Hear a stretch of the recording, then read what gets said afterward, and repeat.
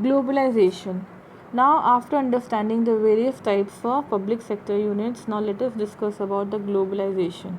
Okay, so in this globalization, you must have studied about the new economic reforms undertaken by the government in 1991, which involved your LPG, यानी कि liberalisation, privatisation and globalisation concept, है ना. LPG ये gas वाला नहीं था, liberalisation, privatisation and globalisation था. तो अब यहाँ पे हम बात कर रहे हैं ग्लोबल इंटरप्राइजेस की. ग्लोबल इंटरप्राइज, पब्लिक सेक्टर तो हो गए, प्राइवेट में एक बची थी ग्लोबल इंटरप्राइजेस, जिनकी डिस्कशन अब हम यहाँ पे करेंगे. तो what were those global enterprises? मतलब वो फर्म्स, वो बिजनेस यूनिट्स जो all over the globe work कर रही हैं, सर्विसेज प्रोवाइड कर रही हैं और इनकम जनरेट कर रही हैं. Globalization is a system of interaction among the countries of the world in order to develop global economy. It refers to the integration of economics, दूसरी economics से involve होना, खरीदना, बेचना उनके साथ में, and societies all over the world. It involves interaction of technological, economic, political, cultural exchange, made possible largely by advances in communication, transportation and infrastructure. हर तरीके से इंटरेक्शन करना, चाहे वो पॉलिटिकल इंटरेक्शन हो, चाहे वो स्पोर्ट्स का इंटरेक्शन हो, चाहे टेक्नोलॉजिकल इंटरेक्शन हो and so on. This involves globalisation. अब इसी के अंदर में इफ़ेक्ट्स अच्छे भी हैं, बुरे भी हैं, तो ये डिटेल हम पढ़ेंगे आगे. अभी हम पढ़ते हैं what do you mean by multinational companies. तो मल्टीनेशनल कंपनीज़ जो होती हैं, यानी कि जैसा कि नाम बता रहा है, मोर देन वन कंट्री में वर्क कर रही हैं. मल्टी नेशनल कंपनी, जो एक से ज़्यादा नेशंस में काम कर रही हैं. और कंपनी है तो यानी कि इनका कैपिटल कहाँ से आ रहा है? By issue of shares to whom? To public. Public को शेयर्स ऑफर करके ये अपना कैपिटल जनरेट कर रही हैं. तो ये बड़ी इंस्टीट्यूशंस हैं, बड़े इकोनॉमिक यूनिट्स हैं. Multinational companies, what do you mean by this? Multinational companies or corporations has facilities and other assets in at least more than one country में ये काम कर रही हैं. ठीक है. Such companies have offices or factories in different countries. अलग अलग countries में इनके offices होते हैं, factories होते हैं, उनका काम चल रहा होता है. And usually have centralized, काम तो कई जगह चल रहा होता है, बट एक हेड ऑफिस सेंट्रलाइज्ड होता है एक जगह, जहाँ से वो पूरा अपने ग्लोबल एक्टिविटीज़ को मैनेज कर रहे होते हैं. जैसे कि SBI है अगर कंट्री में है और वो बाहर उनकी ब्रांचेस हैं, तो वो यहाँ से वो, अब ये कंपनी तो नहीं है, पहली बात सुन लो, I am just giving example. तो एक कंपनी है जो सेंट्रलाइज आपकी इंडिया में है, लेकिन उसकी कई सारी ब्रांचेस अदर कंट्रीज़ में हैं और यहाँ से बैठे बैठे वो मैनेज कर रहे हैं. जैसे आपका डोमिनोज़ है, ठीक है, ये और मल्टीनेशनल कंपनीज़ हैं. Very large multinational have budgets that exceeds those of many small countries. Excuse me. Very large multinational have budgets that exceed those of many small countries. That's the thing. अच्छे खासा capital लगा होता है multinational companies में. What are the examples of multinational companies? Just see. ये आपकी Amway MNC है. ये मैं इसलिए बता रही हूँ क्योंकि nowadays we are focusing on make in India. जिससे कि ये कोविड जो आपका चल रहा है, इसकी वजह से जो हमारी इंडियन कंपनीज़ को जो सेटबैक लग रहा है, तो वो ना लगे और हम अपनी कंपनी, अपने ही इंडियन ओरिजिन की कंपनीज़ एंड फर्म्स को क्या करें, हम उनको प्रमोट करें. तो ये जो कंपनीज़ जिनका नाम मैं लेने जा रही हूँ, ये सब मल्टीनेशनल कंपनीज़ हैं जिनका ओरिजिन हो सकता है इंडिया में हो या बाहर हो, लेकिन आपको ध्यान रखना है जो इंडियन ओरिजिन्स हैं उन्हीं के प्रोडक्ट्स को ख़रीदने हैं ताकि हम अपनी इकोनॉमी को स्ट्रेंथन कर पाएँ. एमवे, कारगिल, फोर्ड सब बाहर, सोनी बाहर की, Billabong, Infosys, all these companies are outside companies, multinational companies जो कई कंट्रीज़ में काम कर रही हैं और इनका हेड ऑफिस एक जगह पे है. Features of MNCs, what are the features? इतनी मल्टीनेशनल कंट्रीज़ में काम कर रही हैं तो जाहिर सी बात है कैपिटल बहुत ज़्यादा होगा, और एक नहीं कई जगह कई कंट्रीज़ में है तो इनके प्लांट मशीनरी भी बहुत बड़े बड़े और बहुत लार्ज साइज होंगे, कई सारी एक्टिविटीज़ कर रहे होंगे. They are expanding on large scale. Professional management होगा तभी ये सर्वाइव कर पा रहे हैं दूसरी कंट्रीज़ में, उनकी डिमांड्स को सेटिस्फाई और केटर कर पा रहे हैं. Advance technology they must be using.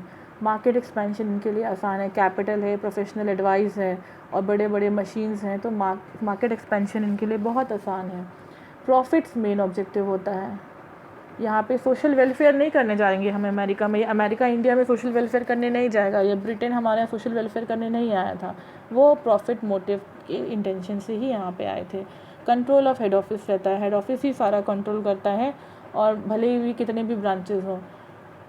Okay, तो these are the features of MNCs। अब इनके बेनिफिट्स क्या होते हैं, मल्टी नेशनल कॉरपोरेशंस या कंपनीज़ के बेनिफिट्स क्या होते हैं, let's see. Reigning of local labor with more sophisticated techniques which on the long run will bring external benefits to the host country। Draining होगा ये, दिस इज़ वॉट ड्रेनिंग। जो under developed countries होती हैं वहाँ से labour higher करा जाता है क्योंकि वो चीप कॉस्ट पे मिल जाता है, लेकिन टैलेंटेड लेबर को हायर किया जाता है। तो इससे क्या होता है, वो कंट्री के लिए वो लेबर काम नहीं कर पाता, हम MNC के लिए काम करता है। तो कहीं ना कहीं ये ब्रेन ड्रेन का प्रॉब्लम है, हम उनके लोकल लेबर की इंटेलिजेंस इंटेलेक्चुअलिटी को यूज़ कर रहे हैं अपनी कंपनी के प्रॉफिट्स के लिए। ठीक है, raise the growth rate of host nation, host nation की ग्रोथ को बढ़ाता है, उनकी इनकम को मल्टीपली इंक्रीज़ कर देता है। Induce to local rivals, local rivals के लिए कंपटीशन होता है, उनको भी फोर्स करता है कि हमारे वर्ल्ड लेवल स्टैंडर्ड के गुड्स को प्रोड्यूस करें और कंपटीशन को मीट करें। प्रमोट इम्प्रूवमेंट और डेवलपमेंट टू वेरियस, अब अगर दूसरी कंट्री का एम्प्लॉयज़ यहाँ आके रहेंगे काम करेंगे तो उनके अकॉर्डिंग इंफ्रास्ट्रक्चर भी ऑटोमेटिकली डेवलप होना शुरू हो जाता है। कंट्रीब्यूशन टू, अब वो आते हैं काम करते हैं तो वेरियस टैक्सेस भी पे करते हैं, that is good for the particular economy. What are the drawbacks of economy? Drawbacks, MNC may enjoy high competitive, उनसे कंपटीशन मिलता है हमारे लोकल फर्म्स को, लेकिन वो डिस्ट्रॉय भी कर जाते हैं, है ना, होता है कि नहीं होता है। अब आप कई देखो, कई सारे ऐसे लोकल ऐप सुनने को मिलते हैं जो व्हाट्सएप को और टिकटॉक को जैसी चीज़ों को आराम से रिप्लेस कर सकते हैं, but we are not using them, we are habitual of easy and speedy work. तो उसके लिए हम लोग जो होते हैं चाइनीज़ मेड ऐप्स वगैरह यूज़ कर रहे हैं, जिनका आजकल बॉयकॉट भी चल रहा है। तो इससे क्या होता है, जो बेचारे अपने दम पे नया कुछ शुरू कर रहे हैं उनको कहीं ना कहीं हम डीमोटिवेट कर जाते हैं, क्योंकि वो फॉरेन लेवल की कॉम्पिटिशन्स को बीट या मीट नहीं कर पाते हैं। They can require their subsidiaries to operate policies that may inefficient or creative distortion local market को हैम्पर करते हैं। आज हम ऑनलाइन इतना कुछ खरीद लेते हैं बाहर के मार्केट से, बाहर के मार्केट इंडियन मार्केट से, कि जो लोकल शॉपकीपर्स होते हैं उनकी सेल एंड रेवेन्यू इफ़ेक्ट होती है ये ऑनलाइन बिजनेस की वजह से। They also misuse the environment, वो उनको पता है कि हमको यहाँ रहना नहीं है, वो आएंगे अपना काम करेंगे, प्रोडक्शन करेंगे, डैमेजेस करेंगे, पोल्यूशन क्रिएट करेंगे and they will move on. तो वो कहीं ना कहीं इन्वायरमेंट के लिए हार्मफुल भी होती हैं MNCs दूसरी कंट्री में जो काम कर रही हैं। They may create uncertainty because foreign firms control the country within it by controlling part of industries. वो कहीं ना कहीं रॉ मटेरियल हमसे लेके ही डेवलप कर रही होती हैं गुड्स, तो वो अच्छा भी होता है, फिनिश गुड्स प्रोड्यूस कर रहे हैं, but sometime it's harmful also. They may not promote any development, वो कंट्री के जिस कंट्री में उनकी ब्रांच है वहाँ के डेवलपमेंट के लिए नहीं सोचते, वो पेरेंट कंट्री के डेवलपमेंट के लिए, होस्ट कंट्री के डेवलपमेंट के लिए, मल्टीनेशनल जहाँ उनका हेड ऑफिस है वहाँ के लिए वो सोचते हैं। Last topic of the chapter 3 that is your joint ventures. Now what do you mean by joint ventures, यानी कि प्रोजेक्ट, जैसा कि आपका नेम बोल रहा है, project which is jointly undertaken. दो कंपनीज़ हैं A एंड B, अगर वो हैंड्स ज्वाइन कर लेते हैं to complete one particular project, that is known as joint venture. ठीक है, तो इसके कई तरीके हो सकते हैं, let us deeply understand the topic. Joint ventures, what do you mean by joint ventures? It is a contractual agreement. पहली बात तो यहाँ पे एक कॉन्ट्रैक्चुअल अग्रीमेंट होगा between 2 or more parties, 2 or more firms हो, इंडिविजुअल्स हो, पार्टीज़ हो, ग्रुप हो, for the purpose of executing particular business. एक बिज़नेस को चलाने के लिए जब कॉन्ट्रैक्चुअल अग्रीमेंट होगा बिटवीन 2 इंडिविजुअल्स और 2 फर्म्स और 1 इंडिविजुअल एंड 1 फर्म, कुछ भी हो सकता है, जहाँ पे 2 लोग जुड़ें, 2 ग्रुप्स जुड़ें, 2 फर्म्स जुड़ें, जॉइन हैंड्स करें to undertake any business activity, it is known as joint venture. Venture done by joining hands, joint venture. यहाँ पर्पस क्या है? To ensure huge profits. Okay.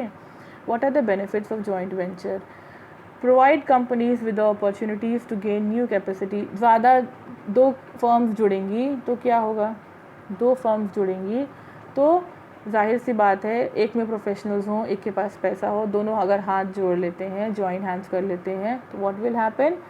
Better available, जो रिसोर्सेज है उनका better use हो पाएगा। Allow companies to enter related business और new geographical markets. अगर हमारा होंडा, और आपने सुना था ना कि हीरो ने इंडियन कंपनी थी और होंडा जो फॉरेन कंपनी थी, दोनों ने हैंड्स जॉइन करके स्कूटी बनाई थी एक्टिवा, जो बहुत चली थी। तो वहाँ पे हीरो ने अपना साइकिल्स भी आते थे, बाइक्स भी आते थे, उन्होंने जॉइन हैंड्स किए थे। तो उससे क्या हुआ, होंडा को एक्सेस मिला इंडियन मार्केट में। दूसरा क्या हुआ, और हीरो के प्रॉफिट्स बढ़े। तो दोनों ने हाथ जॉइन किए थे, हैंड जॉइन किए थे। Now they have been separated, but earlier this was the concept कि उन्होंने जॉइंटली वेंचर शुरू किए थे हीरो होंडा के नाम से, जिसमें बाइक्स आई, स्कूटीज़ आई, कई चीज़ें आई, और उस दोनों ही कंपनीज ने इक्वली उनके प्रॉफिट्स को इन्जॉय किया। Greater resources, sharing more risk, बांटने वाले, अब भाई एक आदमी बांट रहा है, खाली हीरो कंपनी चला रहा है और रिस्क को बियर कर रहा है, प्रॉफिट्स को एंजॉय कर रहा है। तो अब with joining hands with Honda, तो व्हाट हैपेंड कि उनके रिसोर्सेज बढ़ गए, उनके पास कैपिटल बढ़ गया, उनके पास रिस्क शेयर हो गया, खाली अकेले उनको नहीं बेयर करना है, एक कंपनी और आ गई। तो और बेटर डिसीजंस होने लगे क्योंकि प्रोफेशनल्स हेल्प मिल गई, दोनों तरफ से प्रोफेशनल्स भी ज्वाइन हो गए। That's the thing of merits and benefits of joint venture. What are the examples of joint venture? Sony Ericsson का नाम सुना है? इनके मोबाइल्स भी आए थे, कई सारे सॉफ्टवेयर्स भी हैं। सोनी कंपनी और इरिक्सन, ये दो अलग अलग कंपनीज़ हैं। ये इन्होंने जॉइंट वेंचर किया था इंडिया के लिए, या मतलब और नॉट ओल इंडिया, बट ये MNCs की तरह इन्होंने हैंड्स जॉइन किए थे, जो ग्लोबल फ्रंट पे आज जॉब वर्क करते हैं। कोलगेट पॉमोलिव, इन्होंने भी हैंड्स जॉइन किए थे। कोलगेट पॉमोलिव के नाम से आपके टूथपेस्ट आते हैं, कई सारे प्रोडक्ट्स आते हैं। Virgin mobile India, New York life insurance, all they have life insurance ने कॉन्ट्रैक्ट किया न्यूयॉर्क इंश्योरेंस से। ये भी था। ड्रॉबैक्स क्या हैं जॉइंट वेंचर के? ड्रॉबैक्स में if we are coming, it takes time and effort to build the right relationship. आपस में अंडरस्टैंडिंग क्रिएट करने में ही it takes time. Objective 100% clear नहीं होता कि वो ब्रिटिशर्स अगर इंडिया में आए हैं तो उनका पर्पस क्या है, वो यहाँ से बिजनेस करने आए हैं कि हमको कॉलोनी में कन्वर्ट करने आए हैं, एंड दैट इज़ एक्सप्लॉयट करने आए हैं। तो उन लोगों का अब तो एक फियर आ गया, we have been under so much colonial period, हमने देख लिया, एक्सप्लॉयटेशन देख लिया। तो जब भी कोई फॉरेन MNCs या इस तरह का कोई जॉइंट वेंचर होता है तो it gives a little bit fair to the people. That's the thing कि उनके इंटेंशंस क्या हैं। There is imbalance level of expertise. हो सकता है कि दो कंपनी से जुड़ रही हो, उनके एक के पास एक्सपर्टीज़ नहीं हो, दूसरे के पास कैपिटल नहीं हो, तो बैलेंस क्रिएट करना आपस में थोड़ा प्रॉब्लमेटिक होता है। दूसरी बात है डिफरेंट कल्चर एंड मैनेजमेंट। दोनों ही अलग अलग कंट्रीज से आ रहे हैं, तो वहाँ पे कल्चर डिफरेंट होता है, उनकी सोच, थिंकिंग, दोनों, everything is different. They believe in Christmas, we believe in Holi and Diwali. यहीं से आप समझ लो कि उनका ब्रिंगिंग एंड ब्रॉटअप किस माइंड सेटअप से है और हमारा क्या है। ठीक है, there big festival is Christmas and we are having big many festivals. यहाँ तो महाशिवरात्रि, बड़े मंगल, आपके Holi, Diwali, Rakshabandhan, all a big festival, Govardhan Puja, all a big festivals for us. ठीक है, Eid, Bakrid, many things, all a big festivals for all over India. ये नहीं कि सिर्फ particular community के हैं। तो ये उनके कल्चर हमारे कल्चर में डिफरेंस है, इसीलिए कहीं ना कहीं सोचने में भी प्रॉब्लम्स आती है। वो बोलेंगे क्रिसमस की छुट्टी ज़्यादा दें, हम बोलेंगे होली दिवाली की छुट्टी भी दीजिए। तो this kind of difference in policy making problems gets disturbed because of this difference in culture and all.